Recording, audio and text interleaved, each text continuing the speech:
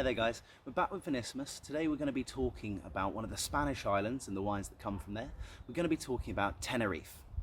Now, Tenerife is one of the Canary Islands, which is a series of islands south of Spain, just off the west coast of Morocco, that was formed as volcanoes erupted out of the ocean.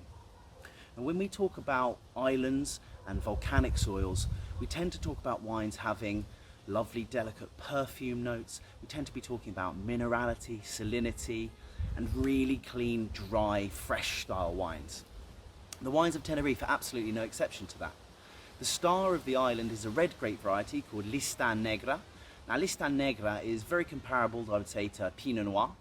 It's got lovely delicate red fruited notes, it tends to have real minerality to it, and it tends to have lovely delicate floral aromatics as well.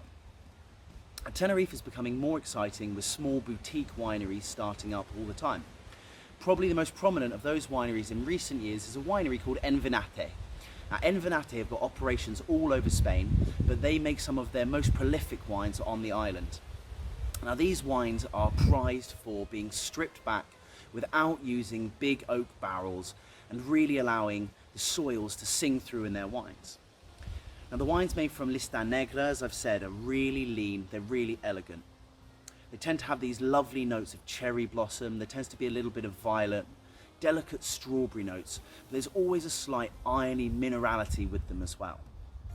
On the island as well, there's a winery called Suertes del Marqués. They make a wine called Siete Fuentes, or Seven Fountains.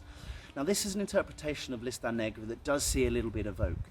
That tends to pad it out, it softens the acidity a little bit, gives you a little bit more richness, there's some more dark fruit characteristics coming into the wine. That makes it maybe a little bit more easy drinking on its own.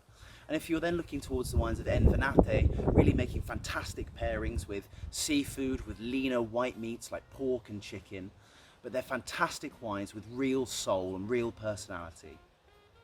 They're really difficult to come by. It's a small island and not one is making a huge amount of wine.